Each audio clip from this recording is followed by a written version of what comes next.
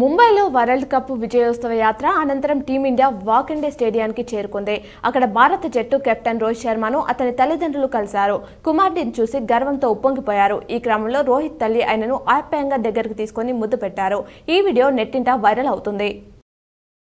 దివంగత నేత ధర్మపురి శ్రీనివాస్ తనయుడు నిజామాబాద్ మాజీ మేయర్ ధర్మపురి సంజయ్ను మాజీ మంత్రి బాల్కొండ ఎమ్మెల్యే వేముల ప్రశాంత్ రెడ్డి పరామర్శించారు. గురువారం నిజామాబాద్లోని ఆయన ఇంటికెళ్లిన వేముల ధర్మపురి సంజయ్ను పరామర్శించారు. అనంతరం డి శ్రీనివాస్ మృతిపై వారి కుటుంబ సభ్యులకు ప్రగాఢ సానుభూతి తెలిపారు. వారితో పాటు ఇతర నాయకులు ఉన్నారు. ఢిల్లీ పర్యటనలో భాగంగా సీఎం చంద్రబాబు కేంద్ర మంత్రి నితిన్ గడ్కరీతో సమావేశమయ్యారు. రాష్ట్రంలో పెండింగ్ లో ఉన్న పలు హైవేల నిర్మాణంపై చర్చించారు. అనంతరం అమరావతి, హైదరాబాద్ అమరావతి హైవేల నిర్మాణం త్వరగా పూర్తయ్యేలా చర్యలు తీసుకోవాలని కోరారు.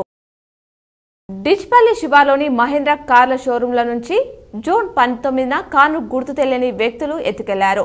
దీనిపై షోరూం సీఈఓ సాయినాథ్ పోలీసులకు ఫిర్యాదు చేశారు. ఈ కేసులో గురువారం ముగ్గురిని అరెస్ట్ చేసి రిమాండ్కు పంపినట్లు సీఐ మల్లేష్ తెలిపారు. టీ20 ప్రపంచ కప్ విజేత మహమ్మద్ సిరాజ్ రేపు హైదరాబాద్లో రోడ్ షో నిర్వహించనున్నారు.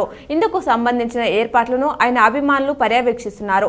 సాయంత్రం 6:30 గంటలకు మెహదీపట్నంలోని సరోజిని ఐ హాస్పిటల్ నుంచి ఈద్గా మైదానం వరకు రోడ్ షో కొనసాగనుంది.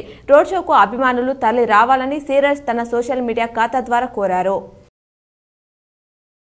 కె కేశవరావును ప్రభుత్వ ప్రత్యేక సలహాదారుగా నియమించాలని సీఎం రేవంత్ నిర్ణయించినట్లు సమాచారం. ఆయనకు ఉన్న రాజకీయ పరిపాలన పరమైన అనుభవాలు ప్రభుత్వానికి ఉపయోగపడతాయని భావిస్తున్నట్లు తెలుస్తోంది. దీనిపై అధికారిక ప్రకటన రావాల్సి ఉంది. నిన్న బీఆర్ఎస్ ను వీడి కాంగ్రెస్ లో చేరిన కేకే ఇవాళ రాజ్యసభ ఎంపీ పదవికి రాజీనామా చేశారు.